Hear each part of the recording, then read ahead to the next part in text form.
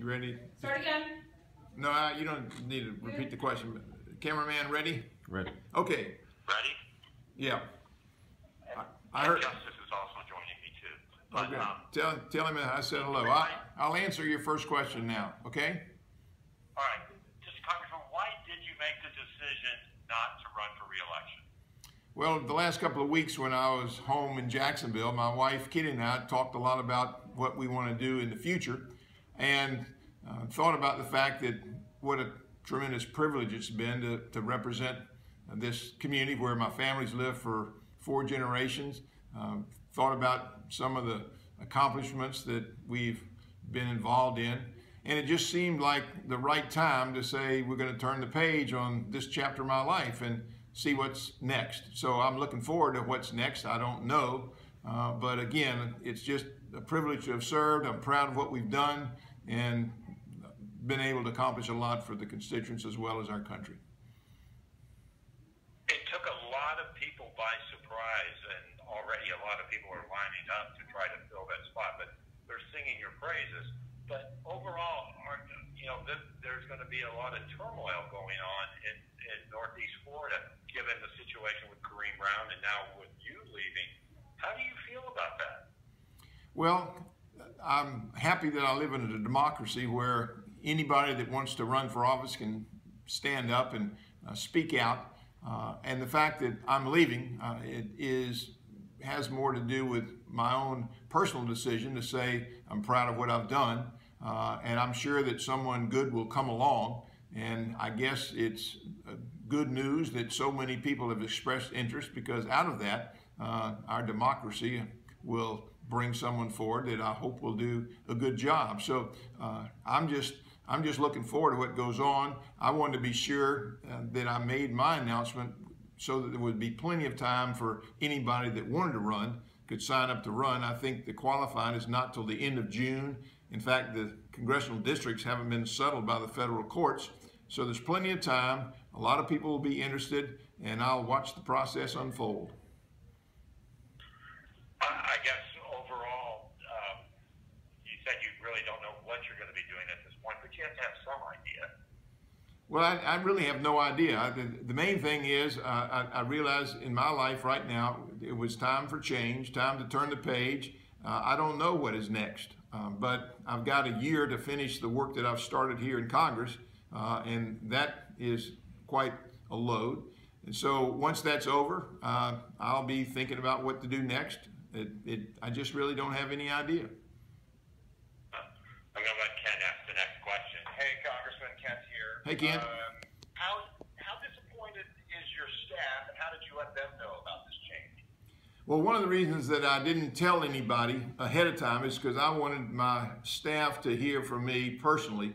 I didn't want them to read it in the newspaper or hear somebody talking about it. So I wanted to be sure that I told them that was the main goal that I had, to thank them for all the work that they've done. And so I was able to do that. When I came back up here on Tuesday, we had a staff meeting, and I told them of my decision. I told them it was going to be announced the next morning, but wanted them to hear it first. And I think there is a certain amount of disappointment that things are going to change, but that's part of life.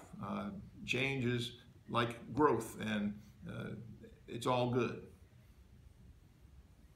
Congressman, what do you think? I mean, it's a little early for post-mortems here, but what do you think your biggest contribution has been in these 16 years you've been there? Well, I think, as most people know, a great deal of the work that I've done up here involves the military. That means focusing on our installations in Jacksonville. I've worked to bring more ships to Mayport, more planes to NAS Jax.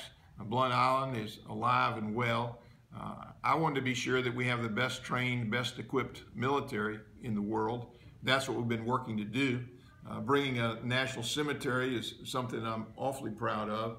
Having an expanded veterans clinic is another accomplishment. But I think apart from the military, the work that I did for literally 8 years to bring about something called the ABLE Act, Achieving a Better Life Experience, is a new program. For the first time in 25 years, the law relating to individuals with disabilities has been reformed, and now individuals with disabilities if you think about Down syndrome or autism, those individuals and their families will be able to set up a tax-free savings account, and as long as they use those proceeds for qualified expenses. And that's going to touch the lives of millions of people in our country, give them a chance to achieve their dreams, to plan for their future, and that's something that I'm very proud of. Hey, I've got 42 more questions. We don't have time for that, so let me just ask this. You're 71, you still have a lot of energy, you look great. Any health concern for you driving this?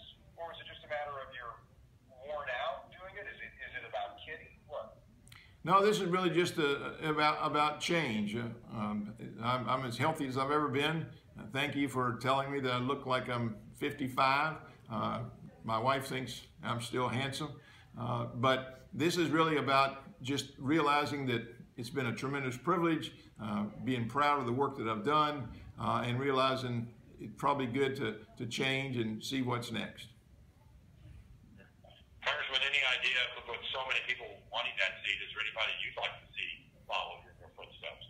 I really haven't thought about that either. I've been watching it unfold. I guess when I get it's been a pretty busy day, and I'm told there are an awful lot of people that are expressing interest, so I'll look at that. I'm sure there are going to be some good people to step forward, and there are 2.5 months to go before they have to qualify, so I got a feeling that there are a lot of people that are going to express interest, and who actually signs up to run, we won't know for another couple of months. Very good. I know you're busy. Thank you, sir. Yeah, and thank you. So I'll reach back out to Barbara, but I certainly would like to have a longer conversation with you next time you're in District 2. I'd love to do that. Thank you so much.